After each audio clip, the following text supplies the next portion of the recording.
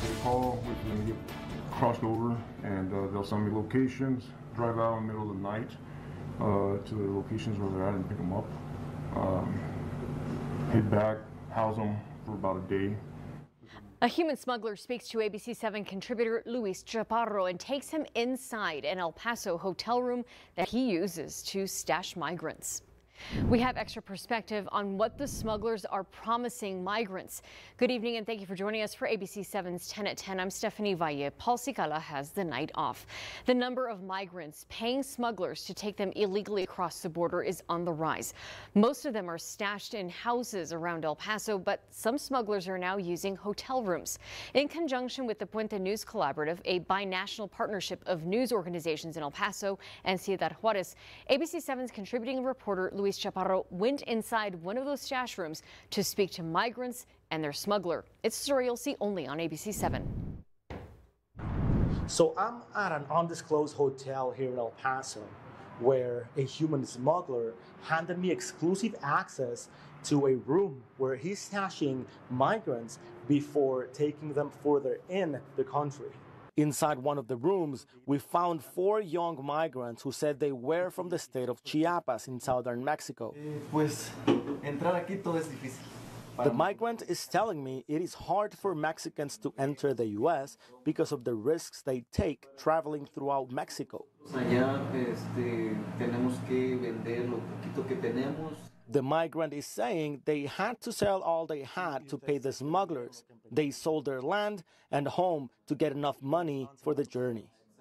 More migrants are paying criminal networks to get them illegally across the border, so there is a rise in El Paso human smugglers using local hotels to stash them for days before transporting them to their destinations. Pues a la hora del brinco del muro, pues se usa lo que son sogas. This migrant is saying their smugglers used ropes to pull them up and down from the border wall. He says that after touching the ground, they had to run and find a place to hide and wait for their ride to pick them up. 185. Cada uno, no por todos. Cada uno. He is saying they paid 185,000 Mexican pesos, roughly 9,000 US dollars.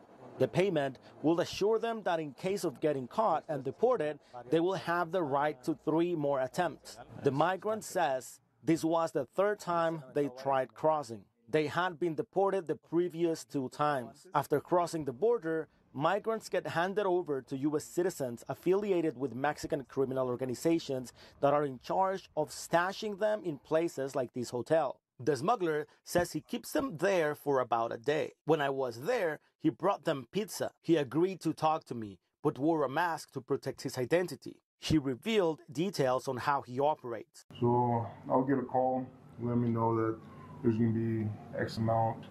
Normally it's not this many. It's slowed down a lot. 2, 3 people max. And get a call, wait for them to get crossed over, and they'll send me locations, drive out in the middle of the night to the locations where they're at and pick them up. He says it is crucial to look normal when they are in a car. Sometimes, like they're just sitting right there next to me, acting like they're my family, and we just go through. Tenemos la fe en Dios que siempre va con nosotros y nos ayuda. In the end, the migrant told me they have faith that God will always be helping them. Luis Chaparro, ABC7.